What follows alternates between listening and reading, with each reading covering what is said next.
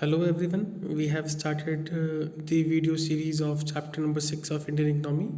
This is our third video of chapter number 6, economic reforms since 1991.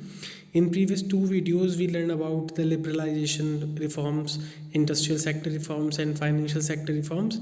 In this video, we learned about the fiscal reforms.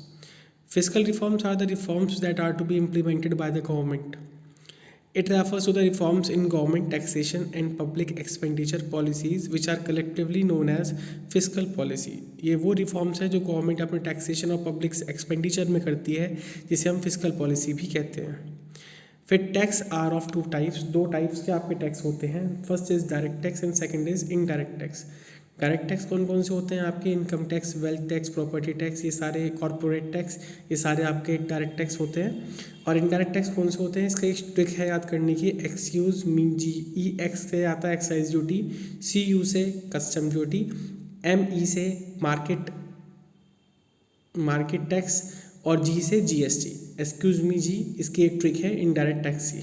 तो government ने जो आपका जो reforms करे हैं वो सिर्फ एक ही टैक्स में करे हैं, उसे कहते हैं इनडायरेक्ट टैक्स. तो the major tax reforms include the reduction in the tax, reforms in the indirect tax, simplification of process, that is GST Act was passed in the Parliament in 28 March 2017 to simplify and introduce a unified indirect tax system in India.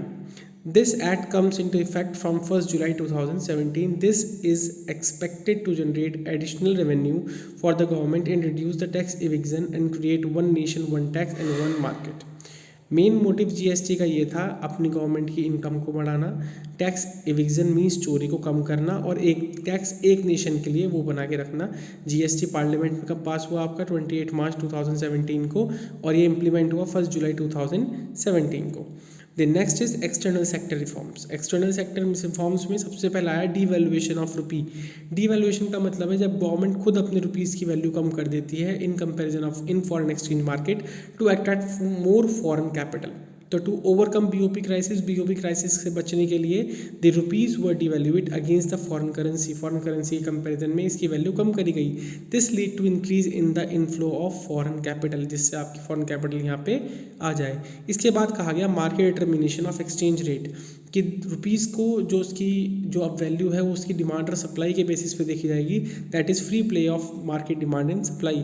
The government allow rupee to be free from its control. Government ने अपने control से rupees को हटा दिया.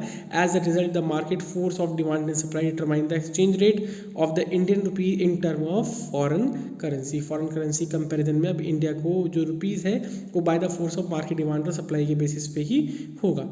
Next is trade and investment policy reforms. अब trade और investment policy reforms में क्या आया, पहले क्या प्रॉब्लम थी और फिर चेंजेस क्या आए. Before 1991 a lot of restrictions was imposed on import. आपको पता ही है इम्पोर्ट को रोकने के लिए क्या यूज़ करते थे? Tariff and quotas to protect the domestic industries from the foreign competition, जिससे वो फॉरेन कंपटीशन से बचा सके डोमेस्टिक इंडस्ट्रीज को. However this protection reduce the efficiency and competitiveness of domestic industries and this result in the lower growth. इससे उनकी जो efficiency है वो कम हो गई, effectiveness कम हो गई और उसकी वजह से हमारी ग्रोथ भी कम होनी शुरू हो गई. तो इसके अंदर क्या था? ट्रेड और इन्वेस्टमेंट रिफॉर्म्स के अंदर import quotas have been abolished. Import quotas को हटा दिया गया. Import licensing was abolished except in case of hazardous and environmentally sensitive industries.